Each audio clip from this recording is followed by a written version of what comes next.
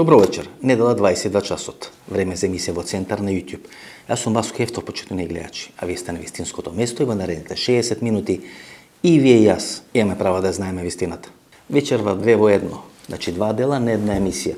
Оној дел за Бугарија или македонско-бугарските односи или одредени ексклузивни интервјуи кои се однесот на македонско-бугарските односи, што можеме да очекуваме и што ќе се случи во тие македонско-бугарски односи. Значи тоа е едниот дел на емисијата, вториот дел на емисијата ќе е тоа. Првиот дел на емисијата политичка анализа.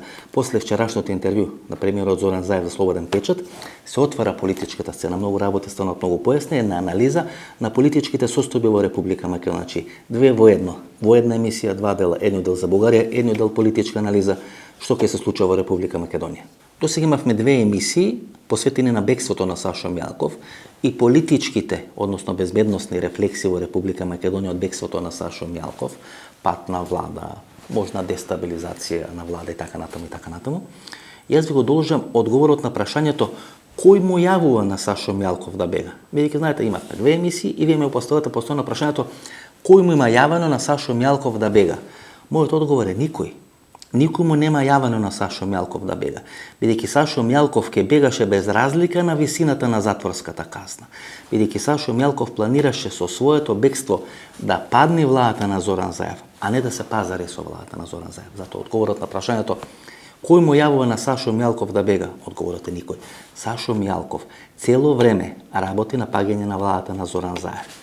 Знаете, почитувани гледачи, за да може да ја разберете работата, треба да го прифатите фактот дека Сашо Мјалков, Никола Груевски, Јордан Орце Камчев, Мартин Протогер никогаш не биле скарани. Работат заедно 15 години и се уште се компактни и се уште работат заедно. Тие приказни дека се скарани, дека не сака да се видат, дека толку се мрзат што се спремни да направат се еден против друг, тоа се приказни за мали деца. Таа четворка го носи Христијан Мицковски на чело на ВМРО ДПМН. Таа четворка и сега работи да му помогне на Христијан Мицковски. Не бидејќи го сака Христијан Мицковски, туку сака да падне владата на Зоран Заев и да може да ги спаса своите политички и бизнис кариери. Затоа, на прашањето кој му кажува на Сашо Мјалков да бега, никој не му кажува, бидејќи тоа е дел на едно сценарио.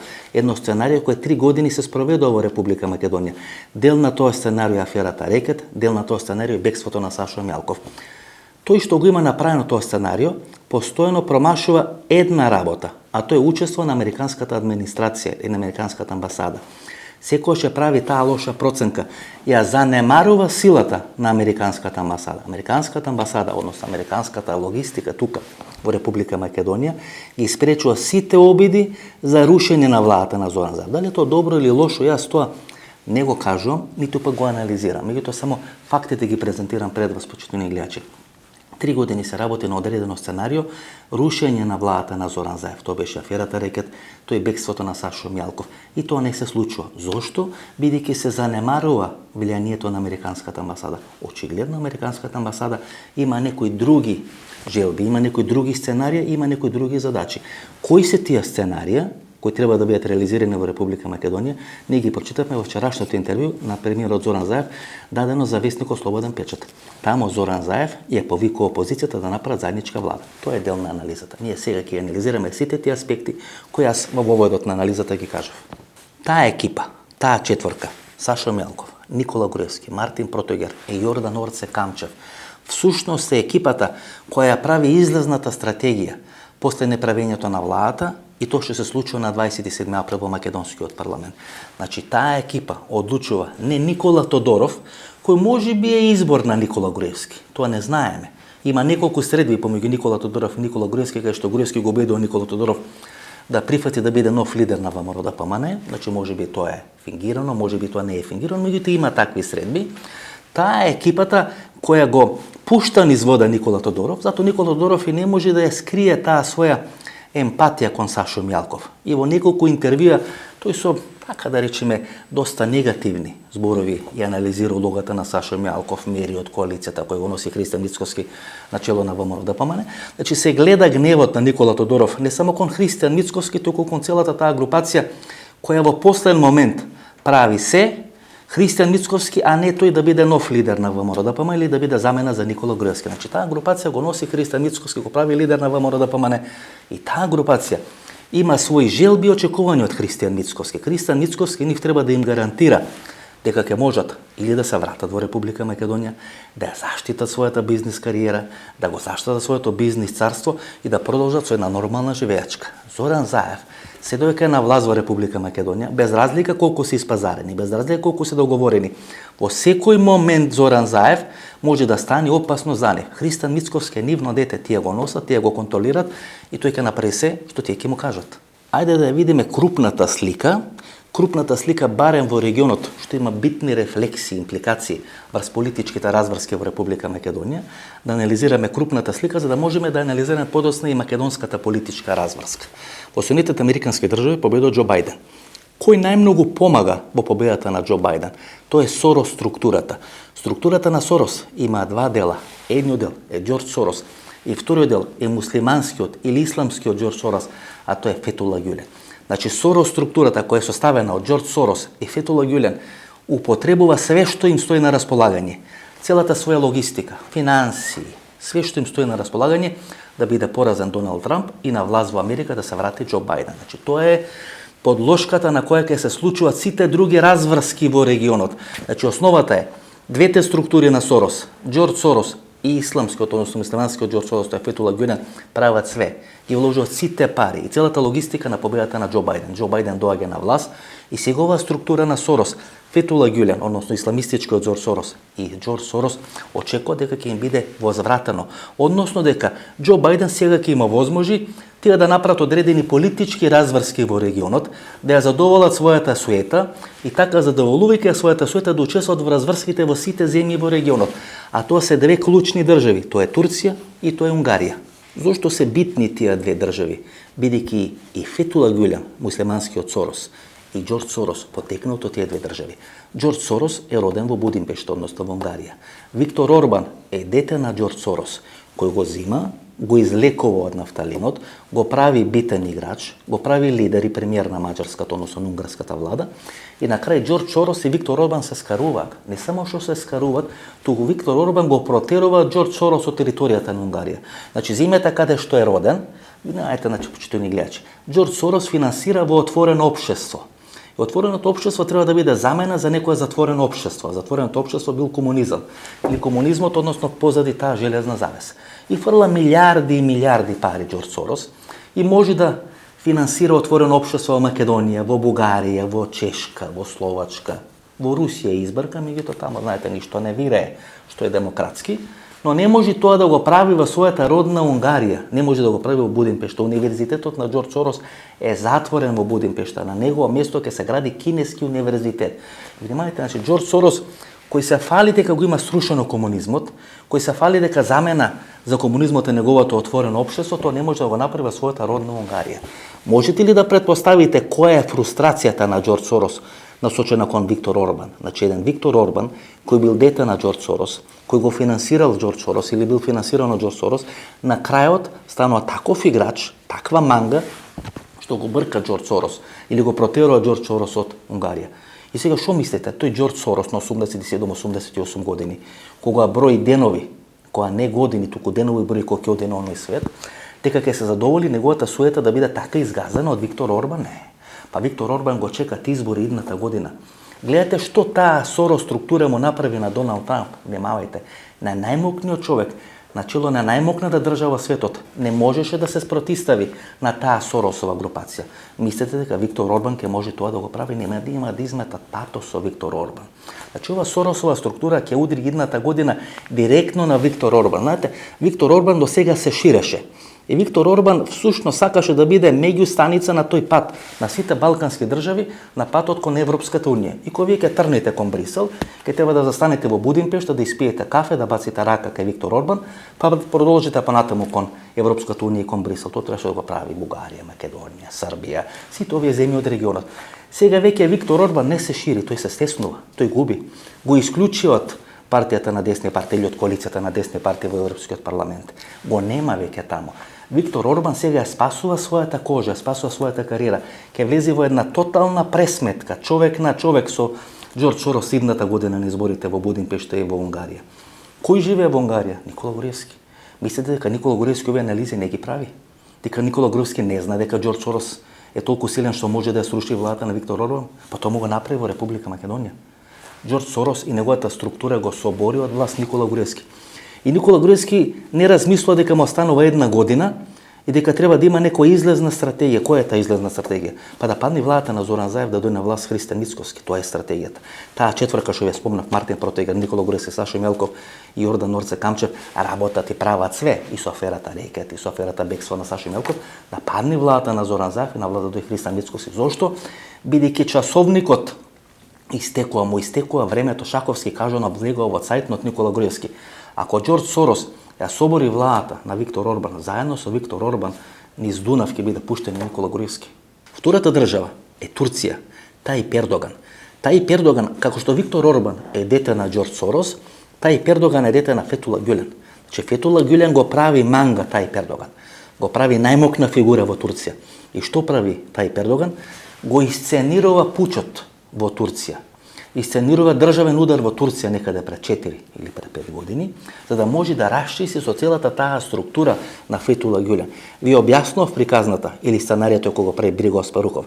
Доека сите ние мислевме дека Фетула Гюлен бил само на мал чекор да го елиминира или да го екзекутира Тајип Ердоган, Бриго Аспарухов, значи човекот на МИ-6 во Бугарија, генерал Бриго Аспарухов, вели дека Тајип Ердоган сам го има исценирано државниот удар, зошто? За да може да расчисти структурата на Фетула Гюлен. Тој Фетула Гюлен, со помош на арапските пари, учествува во кампањата на Џо Бајден. Помага Џо Бајден да стане претседател на Соединетите американски држави. И сега чекува реванш. Чекува да му биде возвратено. Како ќе му биде возвратено? Така што ќе се направи се Тајип Ердоган да биде симнат од власта во Турција. Тоа ќе оди малце поспоро, можеби ќе оди малце потешко во споредба со Виктор Орбан, но тоа се двете држави каде што едниот и другиот Сорос ќе се обидат, а јас мислам дека тоа ќе успеат да го направат, да го сменате Виктор Орбан и Тајип Ердоган. Кој ќе се спаси? Александар Вучич. Зошто ќе се спаси Александар Вучич? Веќе треба да го реши косовското прашање. Гледате ги формулациите на Александар Вучич или тоа што кажа изминатите 12 месеци. Дека нема да биде решено косовското прашање се додека тој претседател на Република Србија. Па за 2 години тој нема да се кандидира на изборите за претседател на Република Србија. Значи дека некој нов претседател, а тој како премиер ќе го реши косовското прашање. Затоа внимателно секој читајте ги тие работи кои кажа Александар Вучич, посебно читајќи ми редови. Значи Александар Вучич има прифатено да го решава косовското прашање, затоа нема да заврши како Виктор Орбан и затоа нема да заврши како Тајип Ердоган. Треба да го реши косовското прашање. Немавајте на втората изјава. Ке се врши сериозен притисок врз Република Србија. Тоа се збори на Александар Вучич. Кој ќе го врши тој сериозен притисок? Ќе го врши Џо Бајден и администрацијата на Џо Бајден. Може ли некоја балканска држава да го издржи притисокот на администрацијата на Џо Бајден или било кој друг американски претседател? Јас не познавам таква балканска држава. Таква балканска држава нема да биде ни Србија, нема да биде ни Александар Вучич. Се обиде тоа да го прави Слободан Милошевиќ и не успеа во таа своја намера. На крај заврши во Хашкиот трибунал. Александар Вучич сигурно не сака да заврши во Хашкиот трибунал и нема да заврши во Хашкиот трибунал. И сите потези кои се прават сега во Србија, расчистување со навивачки групи, инсталирање на одредена структура во врвот на Српската православна црква, умирање од корона на многу видни владици, разболување од корона во клучни моменти на многу видни владици во врвот на Српската православна црква, значи подготовка на терен за признавање на Косово. Признавањето на Косово е влезница на Александар Вучич да се спаси од судбината на Виктор Орбан и на Тајип Ердоган. Што се случува во Косово? Имаме Џандар збира на Албин Курти. Албин Курти, кога поранешната американска администрација го пуштија низ вода, сега се враќа на голема врата. Има еден осигурач, а тоа е Рамуш Харединај. Значи не освоја повеќе од 50% од гласовите, за да може сам да формира влада, туку му треба еден осигурач преку кој ќе може да биде постојано контролиран, а тоа е Рамуш Харединај. Што станува со другите команданти на УЧК? Па пуштани се низ вода, или се пензионирани, или се испратени во Хаг. Големите команданти како Кадри Весели, како Хашим Тачи се испратени во Хаг. Каква судбина го чека Али Ахмети? Или да заврши во Хаг, или да заврши ко политичка пензија, во политичка пензија, или да биде мал осигурач. Тоа што Али Ахмети го сака, бидејќи знае дека се ближи крајот на неговата политичка кариера, да биде мал осигурач. Дали таа улога може да игра во влада со Зоран Заев и со СДСМ? Не. Тој во таа влада сака да биде главен. Единствената употребна вредност на Али Ахмети е ВМРО ДПМН да се врати на власт. Само кога ВМРО ДПМН е на власт, Али Ахмети може да биде осигурач и да биде контролор на политиките на меѓународната заедница и на тој начин да ја контролира таа ВМРО-ска влада. Кога ВМРО не е на власт, кога на власт е послушната СДСМ, кога на власт е послушниот Зоран Заев, тогаш Али Ахмети е непотребен на македонската политичка сцена. Тој предлог кој Зоран Заев го дава за широка влада со ВМРО ДПМН, но без Христијан Мицкоски, значи намалување на употребната вредност на Али Ахмети. Што ќе биде со Али Ахмети? Или ќе оди во политичка пензија, или ќе биде пратен во ХАК. Внимавајте, почитувани гледачи. За политички опстанок и продолжување на кариерата на Али Ахмети е неопходно СДСМ и Заев да паднат од власт и на власт да дојде ВМРО ДПМН. Се сеќавате на гласање на 8 пратеници во македонскиот парламент. Се сеќавате на Крсто Муковски. Имаше проблеми со срцето. Се лечеше во некој од скопските болници. Всушност Крсто Муковски во автомобил беше возен околу главниот град или во главниот град на Република Македонија, беше возен околу парламентот или собранието на Република Македонија и не смееше да влезе во парламентот се додека не беа договорени Никола Груевски и Али Ахмети. Никола Груевски бараше писмена гаранција од Али Ахмети дека Али Ахмети се согласува и ќе му помогне при бегството од Република Македонија. Дури кога Никола Груевски ја доби таа писмена гаранција од Али Ахмети, Крсто Муковски влезе во парламентот и гласаше за договорот од Преспа. И тука треба нели да ја пуштаме низ вода онаа фама која важи во Република Македонија, која се користи во Република Македонија, дека 8 пратеници ги има одработено Сашо Мјалков не. 8 пратеници ги има одработено Никола Груевски, а со нив има преговарано Сашо Мјалков, Мартин Протугер и Никола Груевски. Де факто 8 пратеници се гаранцијата на Никола Груевски дека ќе му биде дозволено бегство од Република Македонија. Тој процес има два крака. Едниот крак е Александар Даштевски, кој тогаш е прв човек на Комисијата за дискриминација во Република Македонија и тој дава гаранција или дава писулче или дава одредено објаснување дека Никола Груевски во судските процеси е дискриминиран. Врз база на таа гаранција дека е дискриминиран, врз база на таа одлука дека е дискриминиран, Никола Груевски добија политички азил во Будимпешт, односно во Унгарија. Вториот крак е 8 пратеници да гласат за договорот во Преспа. Затоа треба да биде неуспешен референдумот на 30 септември, што не е лоша работа, и да се врати целата постапка, односно целата постапка да заврши во македонскиот парламент. А во македонскиот парламент фалат 8 гласови, фалат 8 пратеници. Кој ќе ги обезбеди тие пратеници? Никола Груевски. Со обезбедување на тие пратеници, од кој веќе добива писмена гаранција од Али Ахмети, тие пратеници гласат за договорот од Преспа и Никола Груевски може да се замени во Будимпешта. Видете, почитувани гледачи, 3 години во Република Македонија се прави континуирана, перманентна политичка криза. Финалето на таа политичка криза требаше да биде бегството на Сашо Мјалков. Што ќе беше финалето на таа политичка криза? Паѓање на владата на Зоран Заев. Ако паднеше владата на Зоран Заев, кој ќе доеше на власт? ВМРО ДПМН Христијан Мицкоски. Видете како целото сценарио на крај се затвора на една точка. Истата групација го носи Христијан Мицкоски на чело на ВМРО ДПМН декември 2017 година на Конгресот во Ландова. Истата групација учествува како архитекти или како идеолози на перманентната политичка криза во Република Македонија. Тоа е Никола Груевски, Сашо Мјалков, Мартин Протуген, Јордан Орце Камчев. Кој е нивниот извршител? Христијан Мицкоски. Нашо дете на таа групација е Христијан Мицкоски. Ако паднеше владата на Зоран Заев, ако паднеше, ако бегството на Сашо Мјалков потраеше уште 10 дена, на власт ќе доеше ВМРО ДПМН Христијан Мицкоски. На сите овие играчи плюс Али Ахмети и Христијан Мицкоски има гаранција за продолжување на бизнис, политичката и секаква друга кариера. Само логика треба. Треба само да употребите логика, почне гледачи и сите работи ви се јасни. Значи, ништо не треба посебно да се анализира. Се е тоа толку видливо. Само кога ќе употребите логика, одговорите сами ќе ви дојдат, сами ќе ви се наметнат. Нема потреба никој да ви кажа.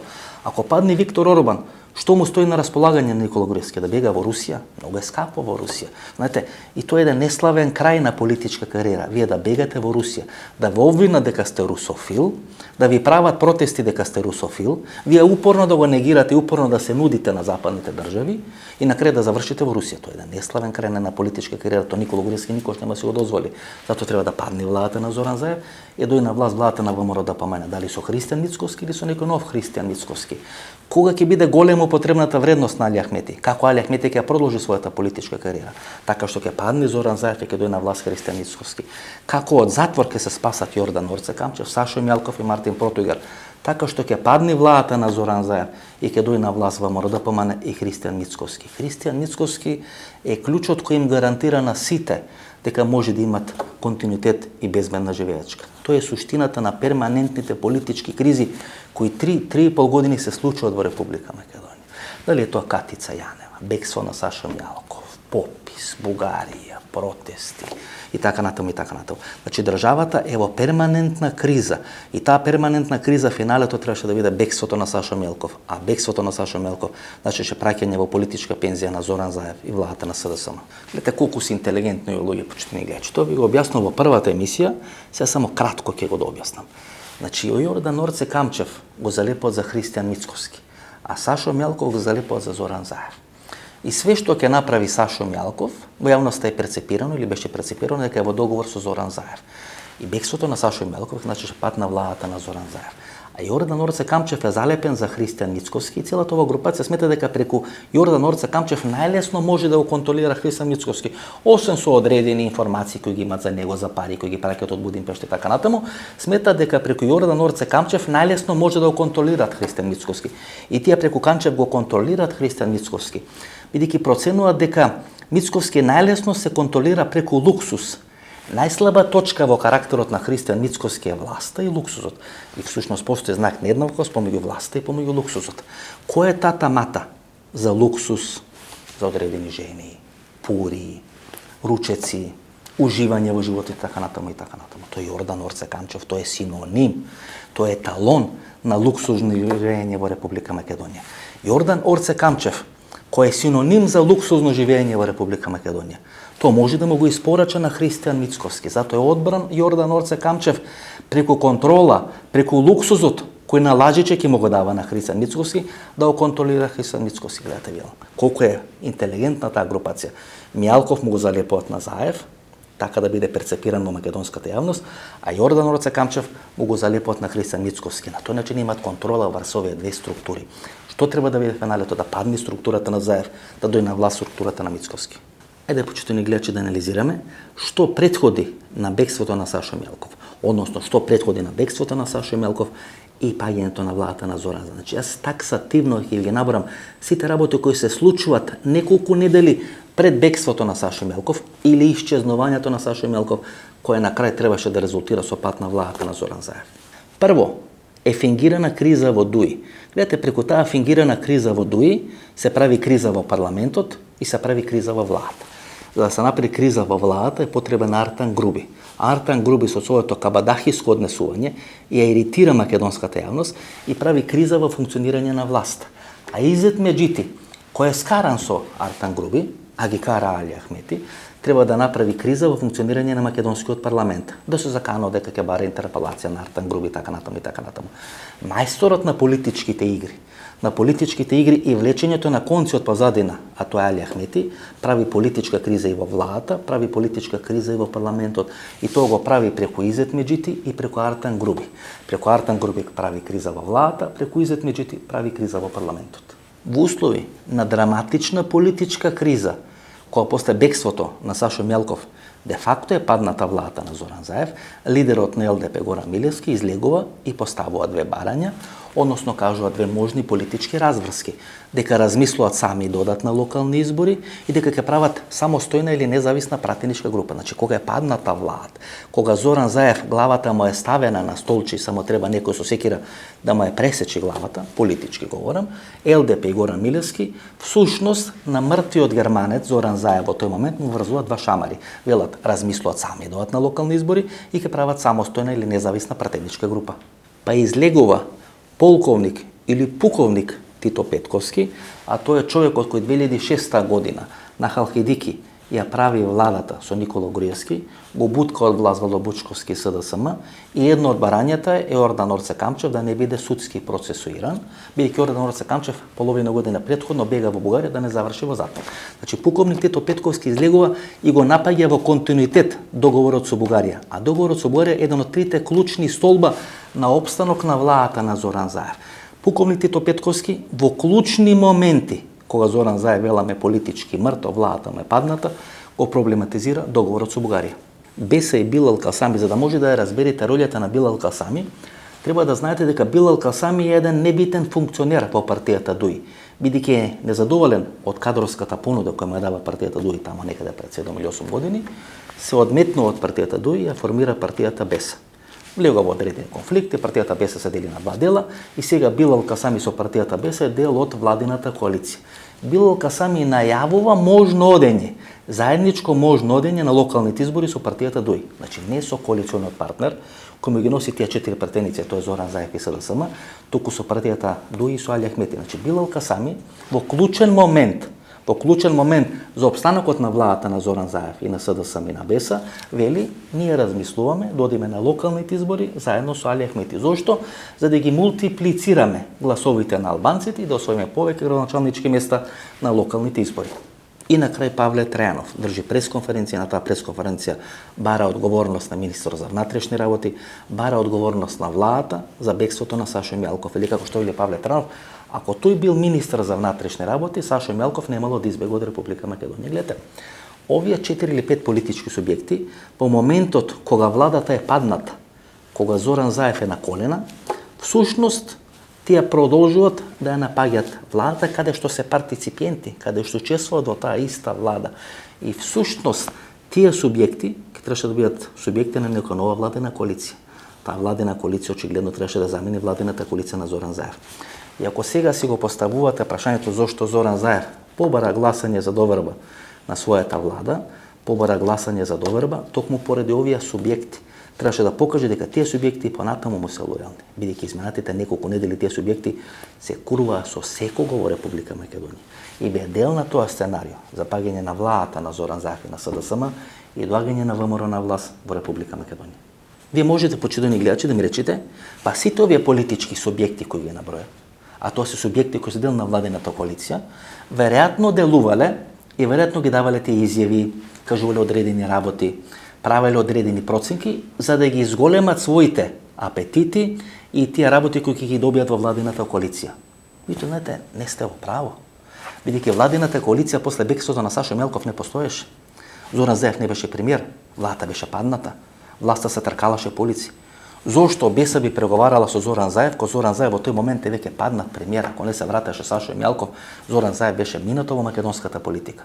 Сите тие изјави кои ги даваат овие политички субјекти се всушност изјави за подобра стартна позиција во некоја нова влада, во некоја ново мнозинство, а не за подобри стартни позиции или подобрување на веќе направените стартни позиции во некоја стара влада со Зоран Заев и со СДСМ. Велам, во тој момент кога е бегството на Сашо Мјалков и Зоран Заев и СДСМ се паднати од власт и власта се тркала по улица. За да ги скрие своите намери, што треба да прави Сашо Мјалков? Да глуми дека сака да го смени Христијан Мицкоски. Како ќе глуми дека сака да го смени Христијан Мицкоски? Така што ќе закажи конгрес за смена на Христијан Мицкоски. Суштината на Сашо Мјалков е да бега, да направи политичка криза и да падне владата на Зоран Заев. За да го скрие тоа, за да го маскира тоа, треба да глуми дека сака да го смени Христијан Мицкоски. Како ќе го направи тоа? Така што ќе закажи конгрес за смена на Христијан Мицкоски. Внимајте, почитувани гледачи. Во петокот се завршните зборови.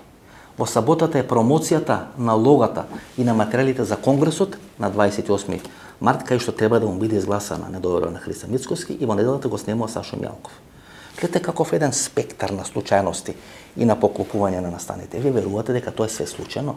Дека во петокот се завршните зборови на Ленче Ристевска, во саботата е промоцијата на логата и пораките на конгресот кој треба да се случи на 28 и во недела го исчезнува и го снемува Сашо Мјалков? Не. Па јас и вие сме доволно сериозни за да знаеме дека такви случајности не се случува случајност, дека некој намерно го има направено тоа сценарио и тоа сценарио треба да заврши со пат на владата на Зоран Заев. За да ги скрие тие своји намери, Сашо Мјалков цело време треба да глуми дека сака да има конгрес и на тој конгрес да го смени Христијан Мицкоски. Што при тие два последни дена пред да исчезне Сашо Мјалков? Шета со неговата сопруга по центарот на Скопје. Сигурно, почитувани гледачи, еве сите вие што ме гледате, 75, 100 или луѓе не е битно. Кога сте го виделе Сашо Мјалков да шета со својата сопруга по центарот на Скопје? Дали еден од вас, освен на некои официјални манифестации, прослави, рогенден и така натаму, го имаат видено во сабота, среде, бел ден или во недела Сашо Мјалков да шета со својата сопруга по центарот на Скопје? Еве, јас се бавам со политика, или јас се бавам со новинарство кој следи политички настани повеќе од 25 години. И овие 17 години, откако Сашо Мјалков е битен фактор на политичката и на бизнис сцената, јас го немам видено Сашо Мјалков, или немам добиена информација дека Сашо Мјалков со својата сопруга се шета по центарот на Скопје. Или Сашо Мјалков на јавно место пие кафе, тој недела 14 часот со Ивица Коневски, неговиот најблизок соработник за правење на тој вонреден конгрес. Или Сашо Мјалков заминува од хотел Мериот и оди во својот дом кај што живее. Па се извинувам, зошто беше она чекање во јавното обвинителство и промена на личната карта на Сашо Мјалков? Бидејќи во личната карта на Сашо Мјалков не пише дека неговиот дом е на улица Салвадор Алјенде, неговиот дом е во хотелот Мериот. Гледате, Сашо Мјалков прави све. Дури во недела вечер закажа состанок на иницијативниот одбор кај што ќе се разговара за конгресот на 28 март, кај што треба да биде сменет Христијан Мицкоски. На тој начин Сашо Мјалков треба да испрати порака дека тој ги спроведува активностите, дека тој е тука, дека не размислува да бега, односно дека не размислува да исчезни. Треба да биде видлив, треба да го видат сите. Лета Сашо Мјалков бил 10 години на чело на државната безбедност. Претходно бил на улица, правил пари, правил или не правил криминал, тоа треба да покаже истрагата. Осуден е на 12 години затворска казна. Тој знае како се фаќа криминалот и како функционира криминалот. Како се бега ако сака да се бега од Република Македонија. Како размислува и како функционира македонската полиција. Тој знае и оваа, тој знае и онаа страна. И од оваа страна на законот, и од таа страна на законот. Е исклучително интелигентен човек и знае кои потези треба да ги прави во одредено време. И тој тоа го прави. За да Сашо Мјалков ја скрие својата вистинска намера, треба да покаже дека е тука, дека е јавно присутен тука, дека комуницира, дека најнормално живе. Со тоа он треба да прати или треба да прати слика. Јас сум овде, не планирам да бегам, да ја спушти тензијата, да го спушти степенот на мобилност на македонската полиција и да може да го оствари својот план. Да го оствари својот план, треба да игра таа роља и тој игра фантастично таа роља. Се среќава со сите, шета со својата жена, го напушта Мериот, оди во својот дом на Салвадор Алјенде и праќа порака дека тој е тука и не планира да бега. Што прави Зоран Заев или што планира да прави Зоран Заев? Гледате, почитувани гледачи, и Сашо Мјалков е нечесен и некоректен кон Зоран Заев. Глуми дека се пријатели, а планира да ја падне владата на Зоран Заев, но во исто време Зоран Заев е нечесен и некоректен кон Сашо Мјалков. Зоран Заев планира апсење на Сашо Мјалков. Планира апсење на Сашо Мјалков на 29 март, еден ден после конгресот. Значи Сашо Мјалков треба да реализира, да спроведе конгрес, на тој конгрес да му биде изгласана недоверба на Христијан Мицкоски, да се влезе во некои судски лавиринти, во некој беса сценарио на постоење на две ВМРО-ДПМН и така натаму, и наредниот ден Зоран Заев да го апси Сашо Мјалков и да покаже дека тој не стои за Сашо Мјалков и зад конгресот каде што ВМРО-ДПМН би можело да се подели на два дела, на две беса партии, на две ВМРО-ДПМН. ВМРО-ДПМН и ВМРО-ДПМН вистинска, например. Значи Сашо Мјалков прави се да падне владата на Зоран Заев, а глуми пријател со Зоран Заев, од друга страна и Зоран Заев глуми пријател со Сашо Мјалков и планира на 29 март да го апси Сашо Мјалков. Зошто е конгресот закажан за 28 март? Бидејќи до 28 март едно од овие три дела за кој е осуден Сашо Мјалков на единствена затворска казна во трајање од 12 години, веќе ќе беше застарено. Затоа конгресот не е закажан за 1 март, за 1 февруари, за 15 октомври, туку е закажан за 28 март. Зошто? Бидејќи до 28 март треба да застари едно од делата за кој е осуден Сашо Мјалков. И вие, почитувани гледачи, сакате да ми кажете или ќе помислите дека Сашо Мјалков не може да ги убеди тие 350 или 400 делегати и да свика или да организира конгрес во септември или во октомври? Внимавајте, стана збор за човек кој располага со многу пари, со многу влијание, со мог во поземјето, со мог за убедување, и тој не може да убеди 400 делегати кои се негови делегати и да свика конгрес за да му се изгласа недоверба на Христијан Мицкоски. Христијан Мицкоски може да им се јавува да ги заплашува тие луѓе да не се појават на конгрес, ама слабиот и немоќен Сашо Мјалков, кој е оптоварен со многу судски процеси, не може да им се јави на тие луѓе. Па што ги интересира тие луѓе? Ги интересира пари и вработување. Па Сашо Мјалков е еден од тројцата најбогати луѓе во Република Македонија. Ако Мјалков не може да им вети пари и вработување на тие луѓе, кој ќе може да им вети? Христијан Мицкоски? Па кога ќе го реализира тоа? Кога ќе дојде на власт, па Мјалков може веднаш да го реализира. Мицкоски има 4 мали општини во Република Македонија, бидејќи со Кавадарци е во лоши односи. Во тие 4 мали општини тој не може да вработи повеќе од 20 луѓе. Мјалков во своето бизнис царство може да вработи 500 луѓе, може да вработи 1000 луѓе, може на сите да им плати да се појават на конгрес. И таков Сашо Мелков е слаб, никаков и немоќен да направи конгрес. И не прави 9 месеци конгрес, и прави конгрес, односно закажува за 28 март. Зошто? Бидејќи до 28 март треба да застари едно од трите дела по кои тој беше осуден на 12 годишна затворска казна. И Сашо Мелков знае дека Зоран Заев сака да го апси. Ако не е свесен дека тоа ќе се случи, после интервјуто на американската амбасадорка Кейт Мири Бърнс, дајно за Канал 5 телевизија, тој истиот ден кога се завршните зборови за Ленчерисовска, кај што Кейт Мири Бърнс вели дека треба да има разврска на судските случаи кои сега се водат во Република Македонија, на Сашо Мелков му е јасно дека ќе заврши во затвор. Дали ќе заврши во шутка или во дризова, тоа е веќе небитно. Знае дека ќе мора да има разврска на неговиот судски случај. И знае дека Зоран Заев не само што планира да го апси, туку ќе мора да го апси. И Сашо Мелков бега. Сашо Мелков исчезнува, тоа значи пат на владата на Зоран Заев. И тоа значи финале на политичките разврски кои сега се случуваат во Република Македонија. Кои се заклучоците на тие политички разврски? Прво, Зоран Заев конечно сваќа дека Сашо Мелков ниту во еден момент не размислувал за смена на Христијан Мицкоски, не работел за смена на Христијан Мицкоски и не сака да има конгрес кај што ќе смени Христијан Мицкоски. После бегството на Сашо Мелков на Зоран Заев му е јасно дека цело време Сашо Мелков работи за пат на владата на Зоран Заев, а не за рушење на Христијан Мицкоски. Бидејќи неговите коалициони партнери покажуваат таква политичка некоректност, која тој легнат на земја, која се тркала неговата власт по земја, која се тркала неговата власт по улици, неговите коалициони партнери на мртов германец му дира чамар и почнуваат да му испоставуваат барање на Зоран Заев или на некој нов Зоран Заев, на некој ново парламентарно мнозинство. Зоран Заев е свесен за тоа, да тој бара да се гласа за доверба на неговата влада во македонскиот парламент. И кога е изгласана доверба на неговата влада во македонскиот парламент, тој нуди широка коалиција на македонската опозиција. Ако пред гласањето на доверба во македонскиот парламент Зоран Заев и понудеше широка влада на македонската коалиција или заедничка влада со македонската опозиција, тоа ќе значеше дека губитникот Зоран Заев нуди коалиција на ВМРО-ДПМН кој е добитник. Кога беше изгласана доверба на неговата влада, веќе Зоран Заев не беше губитник, туку беше добитник. Губитникот беше ВМРО-ДПМН и Христијан Мицкоски. Меѓутоа Зоран Заев нуди коалиција на ВМРО-ДПМН без Христијан Мицкоски. И тој има исклучително големи рефлексии, или може да има исклучително големи рефлексии и одредени разбрски пред конгресот на ВМРО-ДПМН. Значи Зоран Заев вели: јас сум подготвен да направиме влада со ВМРО-ДПМН. Влада по германскиот модел, кај што ВМРО-ДПМН и СДСМ ќе се менуваат на власт. Во зависност дали СДСМ или ВМРО-ДПМН ќе имаат повеќе гласови на изборите, тие ќе го дадат премиерот. Ако СДСМ има повеќе гласови, премиерот ќе биде од редовите на СДСМ, ако ВМРО-ДПМН има повеќе гласови на изборите, премиерот ќе биде од редовите на ВМРО-ДПМН. Што ќе биде разликата ако СДСМ победи, ќе има премиери 7 министерски места, ако ВМРО-ДПМН изгуби, ќе има вице-премиери 5 министерски места. Но едните и другите ќе бидат во власт. Нема нивното членство да се плаши на секои 4 години дали ќе остане без работни места, дали ќе остане без тендери. Таква е понудата на Зоран Заев до ВМРО-ДПМН, но без Христијан Мицкоски. И тоа пред конгресот на 28 март или на некоја друга дата може да има битни рефлексии и да има битно влијание врз разврските во македонската опозиција. Значи, внимавајте, почитни гледачи. Влада ВМРО-ДПМН и СДСМ, но влада ВМРО-ДПМН и СДСМ без Христијан Мицкоски. И сега сте вие гласач, симпатизер или активист на ВМРО-ДПМН.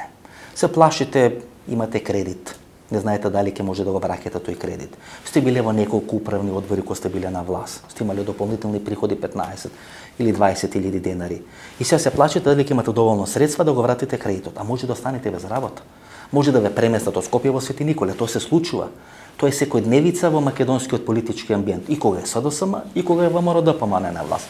И сега добивате одредена понуда да сте во континуитет власт во Република Македонија. Меѓутоа, без Христијан Мицкоски. Што ќе правите вие? Ќе останете лојални и верни до гроб на Христијан Мицкоски? Или ќе речете: па може и некој нов Христијан Мицкоски, тоа не мора да се случи денес, не мора да се случи утре, може да се случи за 1, 2, 3, за 6 месеци. Не е битно. Секој од вас ќе почне да му работи црвот на сомнежот. Ние со Мицкоски може нема да станеме власт, ќе се повторуваат. Но ако има некој нов лидер, тогаш ние ќе бидеме во континуитет дел на владата на Република Македонија.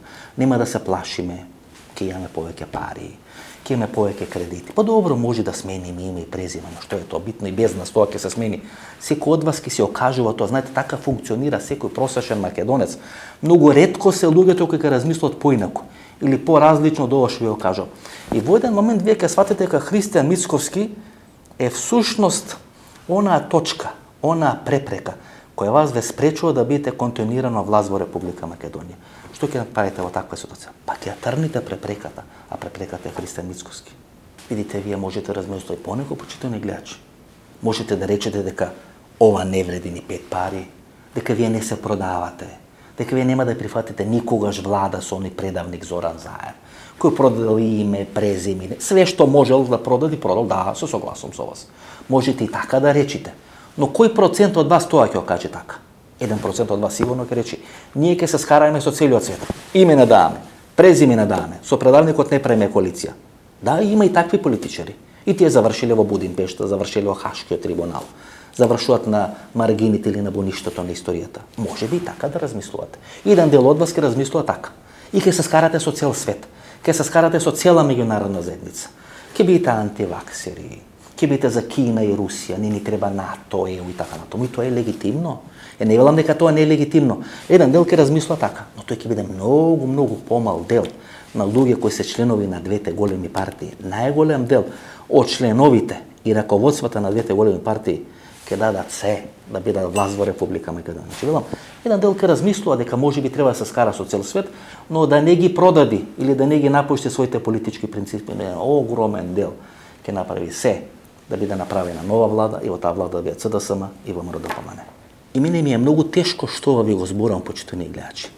Бидејќи ова што јас ви го зборувам е спротивно од сите мои принципи.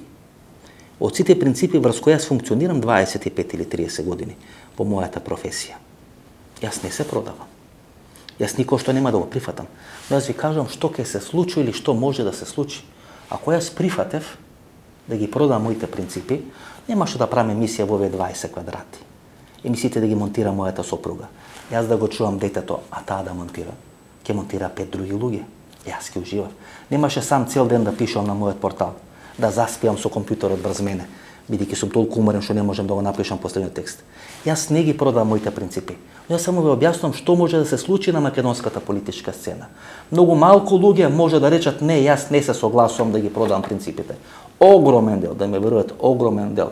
Па тие ги продаваат своите национални корени, земаат бугарски пасоши и се љутат на мене кога велам зашто се земале бугарски пасоши, бидејќи тоа го прават за заработат корка леп.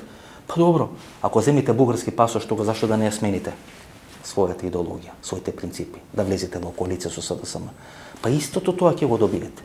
Не мора да бегате надвор од Македонија, ќе имате пари вработување во Република Македонија. Ако се спремни да земите бугарски пасош, се спремни да влезете во коалиција со ВМРО ДПМН или во коалиција со СДСМ. Тоа ќе се случи. Тоа не велам дека мене ми се допаѓа. Јас само ви кажам што ќе се случи. Кога правам политичка анализа, јас не кажам што јас сакам да се случи. Јас кажам што очекувам дека ќе се случи. Значи едната жртва на таа можна широка влада СДСМ, ВМРО ДПМН или некоја нова ВМРО ДПМН, ја не велам дека може да биде ова ВМРО ДПМН. Може да се оди на раздвојување, на поделба на ВМРО ДПМН. Значи не е битно. Таа нова влада на некој ново или сегашното ВМРО ДПМН и СДСМ, најголема жртва ќе биде Христијан Мицковски. Втората најголема жртва ќе биде Али Ахмети. Ќе биде непотребен во таа влада Али Ахмети. Нема да има ниту улогата на Рамош Хариденај, кој ќе биде губитник на изборите, но треба да биде оној серво уред, оној управувач или оној контролор на работењето на Албин Курти. Али Ахмети ќе нема никаква употребна вредност, бидејќи таа влада помеѓу ВМРО ДПМН и СДСМ, која освојува секојаш повеќе од 60 мандати на било кои избори во Република Македонија. И на веќе формирана влада ќе преговараат со Али Ахмети и со Дуј. Дуј ќе биде небитна политичка или нема да биде толку битна политичка партија, а Али Ахмети со една нога ќе биде да продолжи својата политичка кариера, со друга нога ќе биде да оди во политичка пензија или да заврши во Хашкиот трибунал, ако не слуша, кој Хашим Тачи. Кој го потпиша договорот од Преспа или договорот за промена на името Република Македонија?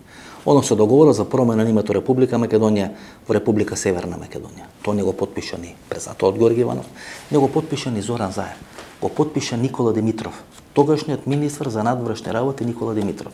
Никола Димитров има семејно наследство дека е член на СДСМ или дека е член на ВМРО ДПМН. Никола Димитров и лично и како дел на фамилијата Димитрови. Мајка му била пратеник од редовите на ВМРО ДПМН. Татко му бил министер од редовите на ВМРО ДПМН. Татко му бил член на извршниот комитет на ВМРО ДПМН. Значи Никола Димитров е ВМРО ДПМН, а не е СДСМ. Па дури Александар Николовски во оние дебати со Никола Димитров постојано му потенцираше дека Никола Димитров бил омилениот дипломат на Никола Груевски. Значи Никола Димитров не бил во лоши односи, туку бил омилен дипломат на Никола Груевски. Никола Груевски го испреке Никола Димитров да биде амбасадор во Вашингтон, тоа што сега не може да биде Љубомир Фрчковски, а подоцна го испрека да биде амбасадор и во Москва. Значи Никола Димитров го потпишува Преспанскиот договор. Не го потпишува Зоран Заев. Никола Димитров е ВМРО ДПМН, не е СДСМ. Гледате, ВМРО ДПМН и СДСМ заеднички го потпишат преку Никола Димитров Преспанскиот договор за промена на името. Друго е прашањето, почитувани гледачи, дека Никола Димитров направи лош договор, дека не се испазари, не се издоговори за подобар договор, дека во рамки на тој договор нема гаранција дека ние еден ден после тој договор ќе ги отпочнеме преговорите со Европската унија. Значи Никола Димитров направи лош договор за промена на името Република Македонија. Затоа е сменето таа позиција. Затоа не може да излезе од дома, не се појавува ни на работа, го нема никаде Никола Димитров. Скриен е во некоја дупка, во некој свој стан и не се појавува ниту во јавноста. Се појавува само на одредени прозивки. Зошто? Бидејќи направи лош договор. Направи лош договор за Република Македонија, направи лош договор кој не е возможност на Република Македонија правилно да го валоризира продавањето на името, односно промената на името од Република Македонија во Република Северна Македонија. Гледате, ние почитувани гледачи, се враќаме и после 30 години реализираме стратегијата на Васе Тупурковски. Како велеше Васе Тупурковски после средбите со Алој Смок, кај што преговараше за промена на името на Република Македонија. Ако веќе се пазариме, барем да ќариме. Васе Тупурковски разговараше за милиарди тогашни германски марки, кои ќе бидат компензација за Република Македонија, ако го смени своето име. Овие не знаеа ни една марка да земат. Ниту долгот на Република Македонија не е отпишан после промената на името. Тоа е успешната политика на Никола Димитров.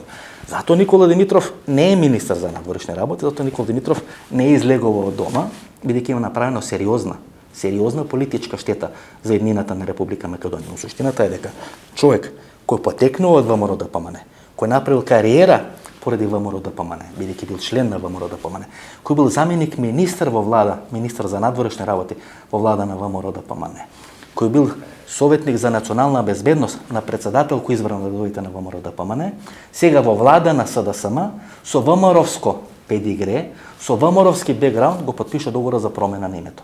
Па исто така ќе се случи и со договорот со Бугарија. Некој ВМРО министер во некоја заедничка влада на ВМРО ДПМН и СДСМ ќе го потпиши договорот помеѓу Скопје и Софија, каде што ќе се регулираат односите помеѓу Бугарија и Република Македонија. Цело време тоа ви го кажувам, почитувани гледачи. Значи, ако ме слушате, ако ме следите со месеци наназад, јас тоа ви го кажувам. Всушност, меѓу редови ви кажувам што ќе се случи. Дека ќе има влада, во таа влада ќе бидат и ВМРО и СДСМ. Постојано ви повторувам дека промената на име е направена со правење и со неправење. И тоа ќе се случи. Вишок во целата структура е Христијан Мицкоски. Тој може да направи некоја нова левица, некоја ВМРО вистинска, каде што ќе се кара со цел свет, но ќе биде формирано друго ВМРО, дали на конгрес, дали со одредени пратеници во пратеничките групи, во парламентот ќе биде направено ново ВМРО, кој ќе биде во коалиција со СДСМ. Таа коалиција ќе го потпише договорот помеѓу Скопје и помеѓу Софија. Мислите, почитувани гледачи, дека Зоран Заев излегол и решил да даде интервју за Слободен печат и во тој интервју за Слободен печат да и понуди на ВМРО ДПМН коалиција по принцип на германскиот модел, кај што двете најголеми германски партии се во една заедничка коалиција, кој ќе победи, ќе има премиер, кој ќе изгуби, ќе има вице-премиер и министер за надворешни работи, и дека за тој свој предлог не се консултирал со меѓународната заедница. Па ако така размислите, вие немате врска од политика. Па овој Зоран Заев не купуваше вакцини, тоа кажува Александар Вучич во интервјуто за Face to Face телевизија, во интервјуто со господинот Хазифејзович, кај што кажува дека Зоран Заев е прелажан од Европската унија, бидејќи му е речено да не купува вакцини, дека тие ќе му дадат вакцини. Тој Зоран Заев кој чека Европската унија да му даде вакцини и не набава вакцини, трпи сериозна политичка штета, тој Зоран Заев каде е такво интервју и каде е таков предлог до опозицијата за заедничка влада помеѓу ВМРО и СДСМ, без да се консултира со Калето, без да се консултира со меѓународната заедница, не. Па тоа е предлог кој е даден во договор со меѓународната заедница. Ако вие се сеќавате на судењето кај што Никола Тодоров, мислам за 27 април дека е судењето, кај што Никола Тодоров кажува дека разговарале пред настаните на 27 април за заедничка влада на ВМРО, ДПМН и СДСМ за излез од тогашната политичка криза.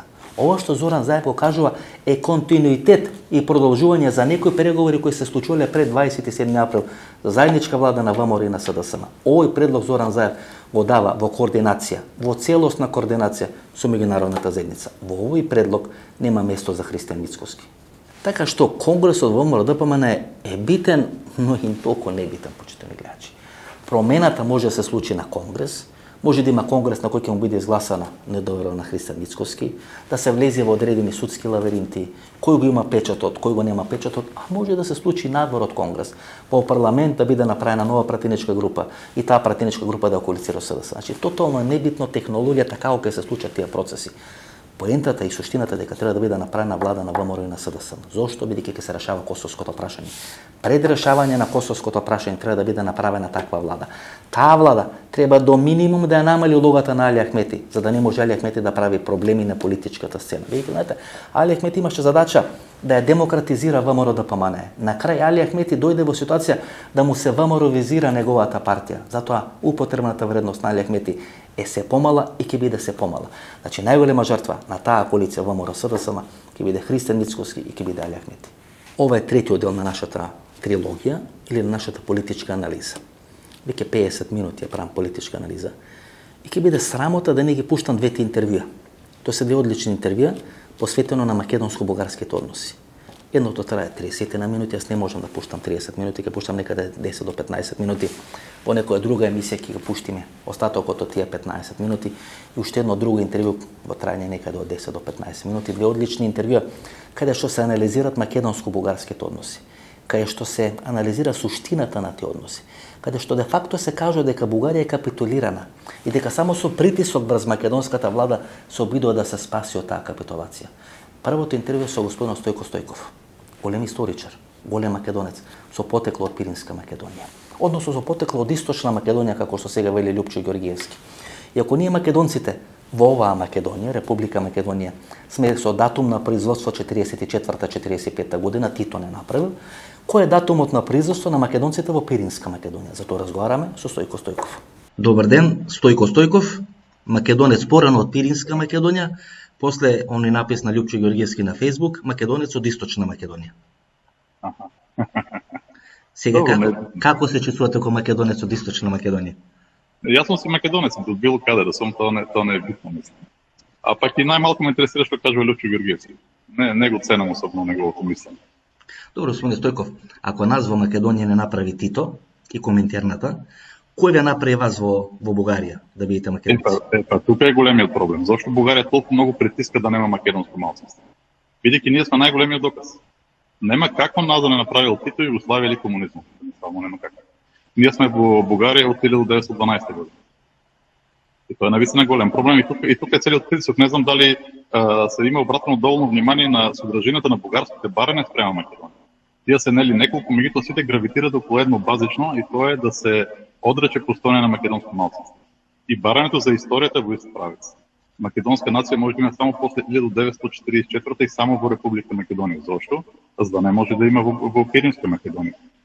Исто така и јазик, зошто инсистират јазикот дека не постои како посебен јазик. Затоа што ако постои како посебен јазик, како што самите признават во снигниот меморандум, истиот тој јазик се зборува и во граничните области на Бугарија. Тоа значи дека постои македонски народ, постои македонско малцинство и ние можеме да бараме на објективна база да ни се даде тоа право и да бидеме признаени. Господин Стојков, например, и јасно, а и 41 година, првото востание, македонско востание, значи за обединување на Македонија, не е во Куманово, не е во Прилеп, туку е во Пиринска Македонија. Да. И тоа историографијата го потврдува, тоа го знаат и бугарите. Да. Во Асном има представници од Пиринска Македонија и од Егејска Македонија. Во оние преговори со Преспанскиот договор се инсистираше на промена на преамбулата во Асном, нели за да се спречат експанзионистички претензии на Македонија.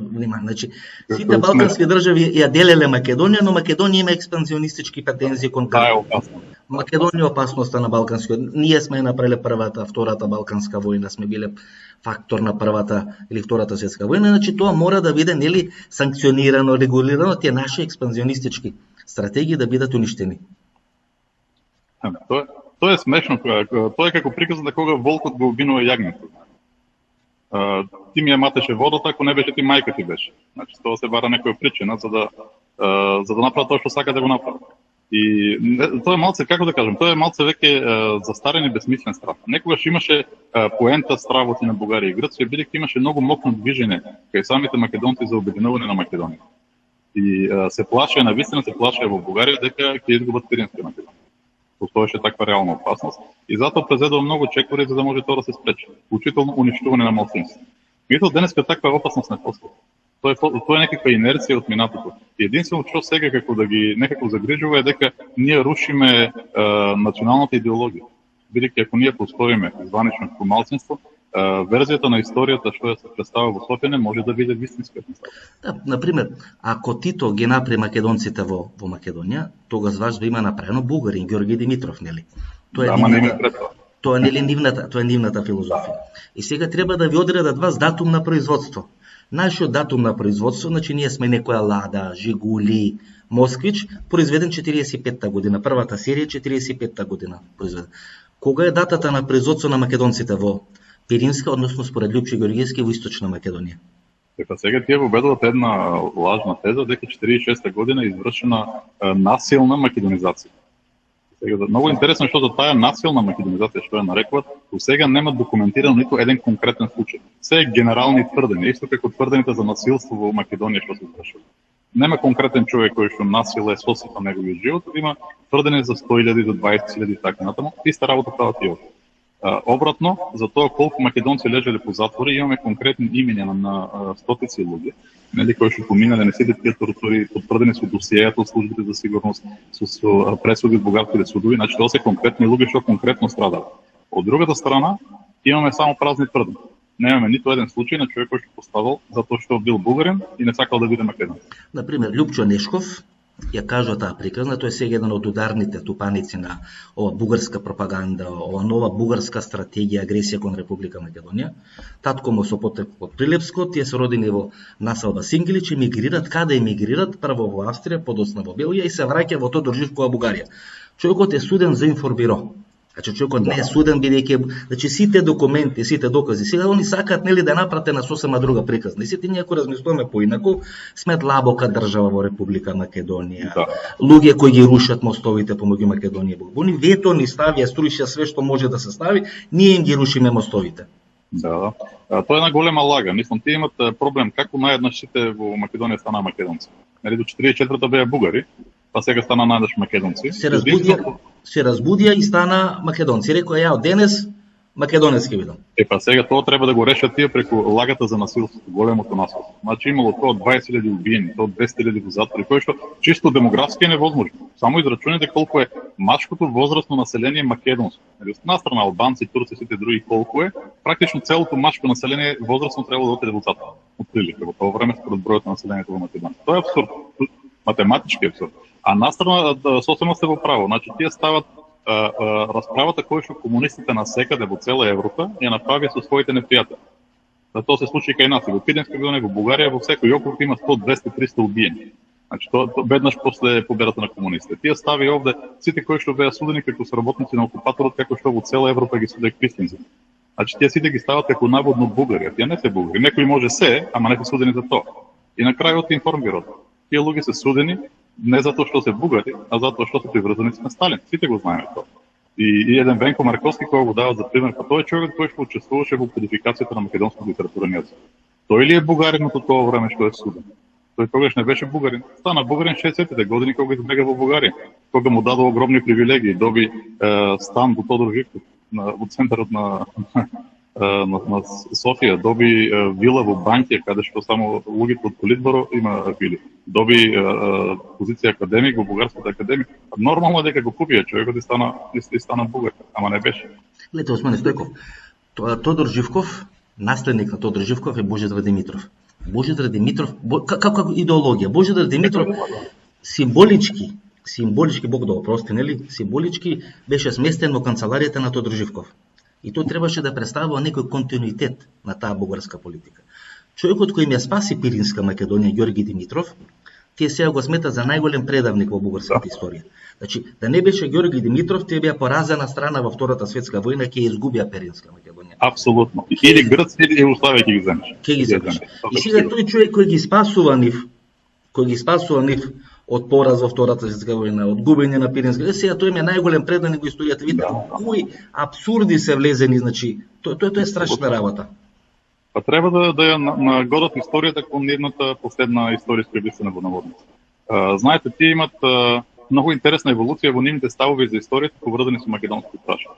Додека имаше опасност да изгубат Пиринска Македонија како поразена земја, тие прифаќаја дека во средниот век постоеле македонци и прифаќаја дека македонска држава, дека самилата држава била македонска. Потоа помина на фаза дека до 1878 година сме биле општ народ, ама потоа сме се издвоили како посебна нација, но треба да се обединиме со Бугарија, бидејќи сме најблиски со нив. Тоа беше времето на пред Тодор Живков, кога сакаа да искористат судирот Тито Сталин за да ја присоединат Македонија кон Бугарија. После помина на фазата Тодор Живков, нели, кога сфатија дека има опасност да изгубат Пиринска Македонија, а нема шанса да ја земат Вардар. И тогаш рече дека малцинство треба да го нема. Од тогаш е таа фаза до 44 година нема македонска нација. И сега кога зборуваме за континуитет, уште посилен континуитет имаме во фразеологијата што се користи од бугарските министри, учително и од опозицијата.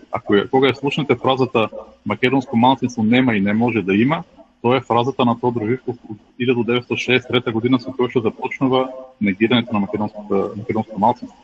Се уште го повторува. Она резолуција, декларација што е од Страсбург, од Европскиот парламент, што посебно ги плаши бугарите. Има одредена информација дека таму требало да стои македонско малцинство во Пиринска Македонија. Вие стоите нели за целата таа постапка, целата таа процедура, и тоа е нешто што ги плаши бугарите. Ако навистина стоеше формулација македонско малцинство во Пиринска Македонија, бугарите тоаш ќе беа патосирани, ќе беа нокотирани. Некако успеа да се спасат, меѓутоа и ваквата содржина штетна за Бугарија, и Бугарија пробува на секој начин да ја натера Македонија да се откаже од таа декларација. Не македонците во Бугарија, туку Македонија, официјално Скопје. И тие терат една чудна политика. Не може да признаат дека ние постоиме и дека ние се бориме за нашите права, и затоа треба да обвинат некој друг дека на нас ни плаќа или не тера за да ги правиме тие работи. Тоа е позицијата на Бугарија, и сега сиот бес си го истурат во Македонија. Ова резолуција на Европскиот парламент беше покрената од Европската слободна алијанса, кај што ние сме член, и таму навистина требаше да има македонско малцинство во Бугарија, не во Пиринска Македонија, генерално во Бугарија. Меѓутоа успеа да се изборат сепак да ја нема фразата, но на практика остана внатре, затоа се толку изнервирани индиректно. Значи треба сите малцинства да се почитуваат и сите пресуди од Страсбург да се исполнат и се цитират само пресуди од Омојлин, кој што е јасно значи што се изборат. Така што тоа се силно исплашени дека не само Европскиот парламент, меѓутоа сите институции во Страсбург силно ја притискат Бугарија по тоа прашање и тој притисок ескалира се повеќе. Бугарија од 2016 година е под засилен мониторинг во Комитетот на министри, затоа што не ги регистрира македонските организации. И во сите извештаи во последните 20 години на сите такви релевантни институции, насекаде е поставено прашањето за македонското малцинство на еден или на друг начин. Тој притисок се зголемува постојано и сега единствено што Бугарија може да направи се две работи.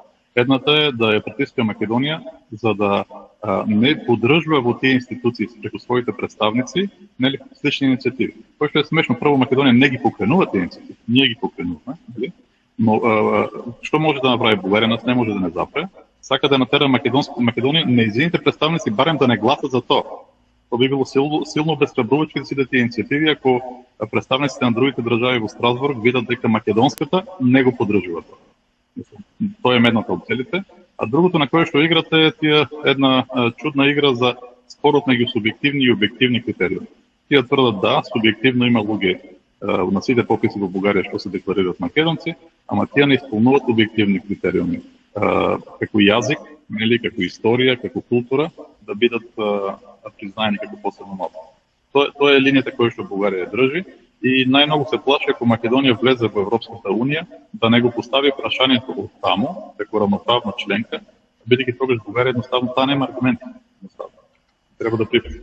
Гледате, пред една недела председателот на Бугарија, господинот Радев, свикува состанок на тајните служби, на специјалните служби, да видат што се случува со бугарите во Република Македонија. Бидејќи биле малтретирани бугарите, најдоа една несреќа од Струмица, најдоа од Битола, значи од тие 100.000 пасоши, кај што велеше Захариева дека Бугарија има обврска да се грижи за бугарите во Македонија, бидејќи има 100.000 бугари во Македонија, така натаму, не најдоа две несреќи, една од Битола, една од Струмица, да покаже дека бугарите се малтретирани. И тоа што го правеа тајна хистерија со Спаска Митрева, со покојна Спаска Митрева, кој не им успеа, стога снимав разговори со Волен Сидеров и стана од интервјуто, го напушти интервјуто, бидејќи не можеше да се соочи со одредени прашања како барате Спаска Митрова, видите што правите со македонците во Пиринска Македонија. Сега они го најдоа Митко Џокерот од Струмица, ги најдоа овие Ванчо Михајлов од Битола и сега нели развиваат наратив дека бугарите во Македонија се малтретирани. Што прави председателот Радев? Ги викува тајните служби да видат што се случува со бугарите во Македонија и да се грижат за бугарите во Македонија. Значи, која е таа глупа една филозофија? Која е таа една глупа политика? Значи, тоа што ви го прават вас преку тајните служби бугарски, тоа сега треба да им го прават на бугарите во Македонија, ги штите да ги бранат и така натаму. Тоа е некоја навика, рефлекс кај нив. Тие се навикнати со малцинствата да делуваат преку службите за безбедност. Бидејќи малцинствата во Бугарија се разгледуваат како опасност за националната безбедност и за територијалниот интегритет на земјата. И така делуваат со нас, постојано ни создаваат секакви проблеми. И веројатно затоа толку и помислил президентот пред да каже дека тајните служби ќе се грижат за правата на бугарите во странство. Тоа е таков нонсенс што дури не може да се коментира. Тоа е комплетен абсурд. Има кој да се грижи за малцинствата, има меѓународни институции кои што со тоа се бават и ако погледнеме споредиме тие што кажуваат за положбата на бугарите во Македонија, фала Богу, очигледно нема никакви сериозни проблеми. Бидејќи во нивните извештаи никакви сериозни проблеми не се посочени. И на крајот уште едно да кажам за тоа прашање, значи колку пресуди има во Страсбург за тоа што се кршат правата на бугарите во Македонија? И јас знам за едно. 14 има за тоа што се кршат правата на македонците во Бугарија. Тоа веднаш покажува каде има вистински проблем и каде има мали до никакви проблеми. Меѓутоа, јас се радувам, мене ми е мило што нема сериозни проблеми со бугарите во Македонија, би сакал и со нас да нема овој проблем. Веројатно ќе вршат притисок сега за пописот, ќе имат проблем како да покажат дека 100.000 пасоши се дадени, дека на пописот има многу малку бугари и мора нели да го турка тој наратив дека некој ги репресира бугарите во Македонија и дека тие се исплашени и дека нема да бидат пишани како или нема да се пишат како бугари на пописот. Тоа е проблемот нели на Бугарија. Како нели да оправда стратегијата, да даде веродостојност на стратегијата дека бугарските пасоши не се добивани, не се зимани, не знам, поради лукративни причини, поради причини се работи во странство, дека тие имат български происход. А аферата за Агенцијата за българи во чужбина е всушност за давање на бугарски пасоши државјанство на албанци, а не на македонци. Таа е голема афера и Валери Симеонов и Красимир Каракачанов и целата таа екипа нели од бугарското ВМРО падна бидејќи требало да дават пасоши на албанци, а не на македонци. Тука е целата афера. Тоа јас имам пријатели, дури сум кунгувал во Албанија кај нашите македонци таму и тие ми споделија дека многу албанци чисти, мислам етнички албанци кои што немаат апсолутно никаква врска ниту со македонци, ниту со бугари, доаѓаат во македонските друштва и ги молат, дури пари нудат да им дадат членство. Само тоа белешка дека се членови на тие друштва, за да може со тој документ потоа да побарат бугарско државјанство. На таа основа се дадени многу државјанства на Албанција и знаеме дека Бугарија сака да создаде бугарско малцинство во Албанија. Тој е апсолутно сте во право за тоа што го кажавте за Македонија. Тие сега се испаничени дека пописот може би ќе разбие мислот за некакво огромно бугарско малцинство таму. И затоа се создава да подгрева атмосферата за да може да се каже пак како што 30 години се повторува дека тука во Македонија населението е бугарско, ама не смее да се каже затоа што србокомунистичките служби и така натаму постојано ги малтретираат бугари. Не може да изгледа во тој наратив. Гледате, тоа го прават како проблем не само во Македонија, туку и во Јужна Србија. Истата приказна таму со Долица, оној дел над Врање до Пирот и така натаму. Значи веќе Бугарија ја злоупотребува таа своја европска позиција. Грција тоа не го правеше. Грција кој не мафташе со грчкото знаме. Грција сакаше да докаже нели или да не наметне одредена позиција како авторитет и како сила на грчката позиција. Бугарија сега со знамето на Европската унија, затоа и паѓа до верба тоа Македонија Европска унија. Бугарија сега со знамето на Европска унија нас не малтретира. не уценува, се обидува да не асимилира. Значи, со европско знаме вие треба да асимилирате цел еден народ. Тоа е позицијата денешна на Република Бугарија. Ако ја земе позицијата на Радев, кај што ги вика специјалните или тајните служби, да се грижат за бугарите во Македонија, па тие се подготвуваат за некоја војна, за некој воен конфликт. И вие да ги викнете тајните служби на Бугарија, тие да интервенират на територија на земја членка на НАТО, на партнерска држава која е членка на НАТО, зошто да се види што се прави со бугарите во Република Македонија. Тоа се абсурдни ситуации. Да, абсолютно согласен. Нема збор за тоа. Мислам дека тие пробат уште нешто, сакат да си ја вежбат реториката и безобразлукот за да видат докаде Македонија ќе прифати така да се однесува со неа. Бидејќи бугарската визија за решавање на прашањето е Македонија да стане вазална држава, втора бугарска држава. Македонија треба да прифати дека решењето се земат во Софија. Дека од Софија може да се однесува ноншалантно према Македонија. Дека може да пратат ако треба војска, да стават плочи во Македонија, да се карат на македонските министри, службите им да работат овде, нели, зашто сакат практично да прават на територијата на. Го направија на Кемакчала, нели? Представници на бугарската армија дојдо и ставија плоча на Кемакчала. Точно. Мислам и тоа намерно ги прават таа работа. Отиде колега, нели, Неделковски искрши таа плоча. Меѓутоа, тие навистина и тестират и прават и тешко се откажува, знаете, многу тешко се. Многу пари се фрлени во тие бугарски стратегии и политики. Тајните служби, да, и Прванов, и Каракачанов, целата таа една елита, и Божидар Димитров, сите тие беа соработници на бугарските тајни служби и работеа токму на македонскиот въпрос или на македонското прашање. Тоа е така. И не се само тие, знаете, тие се само, како да кажам, фасадата. Ако беа само тие, ако беше само ВМРО, проблемот лесна работа. ВМРО нема реална сила, таа е малку вештачка сила. Вештачка е создадена како им дадува сите имоти на македонските бегалци, за да имат пари и да ги користат на соодветен начин за да добиват позиции во парламентот, например. Тие не се големата опасност. Целата државна структура, која што се наследи комунизмот, продолжува да е на иста линија. Нема никаква разлика. Еве видите ги и најопозицијски настроените представници, како Радан Кънев, например. Тие каква разлика има во нивното зборување спрема Македонија од тоа на најкрајните националисти? Практично никаква. Значи има една општа линија и консензус, тоа е опасно. Ето, Османе Стеков, тие се толку глупи да мислат дека американците ќе им дозволат да ја реализира стратегијата на Тодор Живков. Значи, кој глупост грандиозна треба некој да ја има, да смета дека американците во денешно време, кога се фалат со рушење на железна завеса, на Берлински зид, пат на комунизам, толку сметат кога една најголемите придобивки на владењето на Џорџ Буш постариот, или политиката на Роналд Реган, и сега Бугарија, после 30 години од паѓање на Берлинскиот зид, смета дека треба да биде реализирана стратегијата на Тодор Живков, која е спроведувана во комунизмот во однос на македонското прашање, македонското малцинство и така натаму и така натаму. Мислам дека се очи. Тоа е последна шанса. Тие многу добро знаат дека, да речеме, за јазичното прашање тие доживеа комплетен пораз. Во светската наука е тотално прифатено дека тоа е посебен јазик. Само бугарската наука не е на тоа мислене, но таму таа несогласност е постигната преку чистење на сите јазичари кои што не биле согласни. Изгубиле работа. Дина Станишева и така натаму. Губат работа. Да, губат работа, мислам. Иван Левков, академик, оди во пензија. Значи имало бугарски научници кои што признавале македонски јазик, но сите се отстранети. Станишева е мајката на Сергеј Станишев, нели? Сергеј Станишев, да, изгуби работа за тоа. Значи, тие ги изчистиле сите кои што не биле согласни и сега имат позиција на нивната наука во наводници дека нема македонски јазик, а кога цел свет во сите места кај што се изучува словенски јазици, има последно се изучува граматика на македонските јазици, македонски говори и така натаму. Значи тоа е апсурд. Тие изгуби. На историско поле, без разлика што тврдат, тие изгубија најклучните битки. Најважното им беше дека македонска нација нема или има само после 1944 година или дека е измислено Коминтерн. Тоа го изгубија. Мислам, тоа не е позиција што е прифатена. Може би добиле некои битки во историјата, меѓутоа изгубија најважното. Македонската нација ниту е вештачка, ниту е создадена од Коминтерната, ниту од на антибугарска основа. И сега после сите тие загуби и кога не може да го запрат македонското малцинство. Ние стигнавме, ние сме представени во Европарламентот преку Европска слободна алијанса. 14 случаи се спечелени во Страсбург. Во сите извештаи на сите институции меѓународни кои што се бават со малцинствата последните 20 години присустват проблемите на македонците во Бугарија. Не може да натера да се откажеме да се борим. Практично тие губат на сите полета.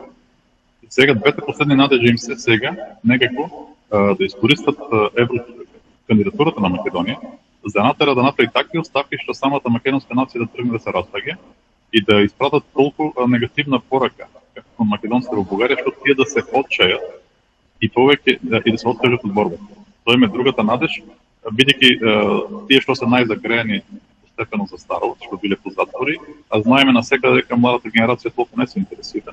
И тука има надеж. Ако ја скршат нашата воля за борба, тоа е единствено кое што имам, бидејќи нас никој не помага реално погледнато. Обратно на тоа што го тврдат.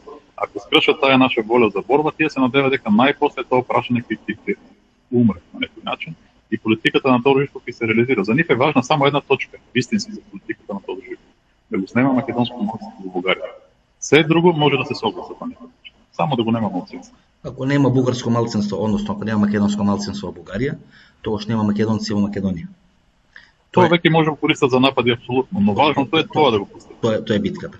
А ако тие нас не убедат и не натераат на сила да прифатиме дека сме 44-та година, односно ние да не се буниме на нивните формулации кои ќе ги усват како декларација, дали тоа што им го сугерира Лјупчо Ѓоргиевски, вие освоите декларација во парламентот и ние нема да се буниме, тогаш тие тоа да го искористат кон македонците во Бугарија. Гледате сега, министерот за надворешни работи, кое е тоа нестрикно едно решение? Сега не би сакал тука со вас тоа да го анализирам, нели? Меѓутоа не нестрикно решение во услови кога се бори за македонизмот, за македонштината и така натаму.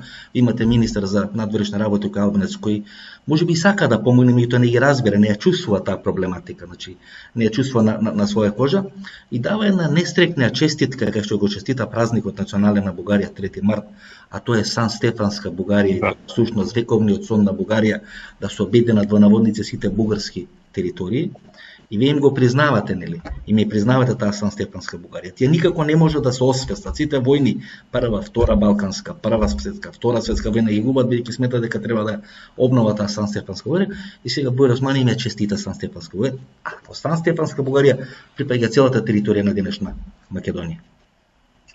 Мислам, јас наистина мислам дека е во прашање незнаење, ќе кажам зошто. По некоја причина тоа го имам забележен овде, а албанците се патриотски настроени по македонското прашање, кога делуваат со Бугарија, покошто повеќето македонски политичари. Тоа е навистина чуден феномен. Првиот добар амбасадор кој што го имаше Македонија во Бугарија беше Абдурахман Алити. Тој беше првиот добар. Сите пред него беа голови. Ислам, разликата меѓу него и другите амбасадори беше тој се интересираше од македонското малцинство и се обидуваше да го постави прашањето, бараше начин да ја подобри положбата.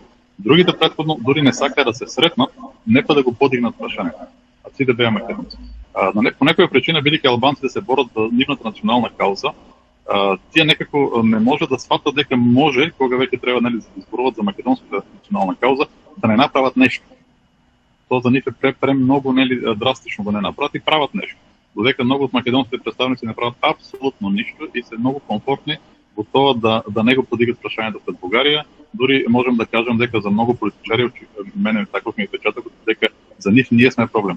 Ако можеше нас да не нема, немаше да имат проблеми со Бугарија. Тоа е многу жално. Мисле, господин Стојков, дека намерно го прави тоа Бојар Османи, не дека не знае? Не, може би. Јас не го познавам, човекот не може ништо да каже. Нели, но печатокот ми генерално е дека во некои ситуации албанците може да вршат подобра работа, бидејќи им е срам да не завршат ништо, за разлика од нашите, кои што не мислат. Кои немаат срам? Нашите немаат. Колку македонци има во Бугарија, според вас? Кој знае.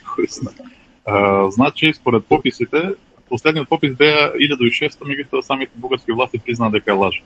720.000 луѓе останаа без непопишани, без националност. 720.000. Да, 10% од луѓето во Бугарија. И тоа беа главно од малцинството. Значи, така што тоа е неверодостојно. Десетици илјади има со сигурност. Над 100.000 дали има, веќе се сумневам, бидејќи знаете, 187.000 беа во 1956 година, кога беше последниот попис, кога беше слободно да се определиш македонец. Меѓутоа од тогаш таква асимилација, таква дискриминација се изврши, што таа бројка е силно намалена. Но во секој случај ги има десетици илјади и најмалкото имаме следното нешто. Ако бевме толку малку, ако бевме неколку стотин души, зашто бугарите се хират толку и зашто зборува дека сме опасност за територијалната целина на Бугарија, за националната безбедност? Како може да 300 или 400 или 1000 души да бидат опасност на некаква безбедност? Значи, очигледно има многу повеќе и на некој начин Бугарија се плаши. Како е да се биде македонец во Бугарија? Моје последно прашање, како е да се биде македонец во Бугарија, во една сегашна ситуација. Кога гледате, е тешко да се биде македонец во Македонија, кога напаѓат бугарите, Каракачанов, па Захариева, па пак Каракачанов, па Бојко Борисов, па Радев, па Джамбаски, па Андреј Ковачев, видите, таа една фрустрација, тој еден таков рурален, таков еден, како да ви кажам, непријатен национализам кој го покажува, дури иритира, дури луѓе кои им биле пријатели веќе не може да го слушаат тој еден селјачки национализам кој го манифестираат. Тие ќе си направат контрауслуга и наместо да постигнат влијание, постигнат обратно, да немат никакво влијание во Македонија. Тоа сами си го прават, не за први пат во историјата. Сега во Република Македонија македонците чувстват дел од тоа што го чувстват македонците во Бугарија постојано. И порано, нели? Како да си македонец има два начина. Едниот е воопшто да се абстрахираш, да се ќутиш, да не кажуваш, да не гледаш, да не обраќаш внимание на тоа што го зборуваш. Тоа е типскиот начин, непријатен е, но тоа е тоа. Ако јавно кажуваш дека си македонец, тогаш се судираш постојано со тоа дека треба да се објаснуваш со луѓето, кои што според тоа што го слушаш телевизија ти треба да си национален предавник. Треба да си враг на Бугарија, ти треба да ги мразиш Бугарија, ти сигурно си агент на странска служба, некој ти плаќа од некаде и така натаму, мислам. Тој говор на омраза, тој тие стереотипи што ги наметнат на македонците се навистина многу лоши, бидејќи по автоматизам, ако си македонец, со македонско самостојство, иначе си враг на Бугарија. И тоа е многу непријатно. Господин Стојков, фала многу, голем успех, држите се, вие сте прави македонци, и ако човек некојаш сака да види како треба да се бори за македонштината, треба да види во Пиринска Македонија. Многу среќа и многу успех. Но, ви благодарам многу, борете се и вие таму. Сега е време за борба да издржите. Сте најдобро, поздрав. Ова беше емисијата во Центар. Не знам колку трае емисијата, веројатно трае повеќе од 1 сат и 20 минути, почитувани гледачи. Се надевам дека го задржавме вашето внимание. Си измачив овие 2 недели, анализи, снимање, разговори, знаете, но сето тоа се прави за вие да добиете правовремено секоја битна информација. Да добиете правовремено одредена анализа. Да бидете чекор поблиску до вистината, бидејќи тоа е мотото на оваа емисија. Ви имате право да ја знаете вистината. Затоа и се дружиме секој четврток и секоја недела во 22 часот. Јас ви благодарам за тоа. Не само што ви благодарам, се поклонувам врз вашата или пред вашата доверба. Не е лесно, почитувани гледачи, да излезам сам пред овој апарат, односно пред оваа камера, да зборувам 50 минути и 75 или 140 или луѓе од вас да ме гледа мене и да ми верува тоа што кажам. И повторно да дојде другата емисија да гледа. Тоа е нешто кое ми прави таков товар, ми создава такви обврски да не сгрешам, да не направам нешто што ќе изневерам вашата доверба. Веќе тоа е нешто свето. Повтор пат велам, не се поклонувам пред таа ваша доверба. И ако ви се допадна оваа емисија, се надам дека повторно ќе се дружиме четврток 22. Сигурен сум дека ќе се дружиме четврток од 22 часот, бидејќи таа врска помеѓу вас како публика и мене како уредник или водач на оваа емисија е нераскрлива врска, трае 25 години и ќе трае наредните 25 години. Благодарам. Се гледаме четврток 22 часот.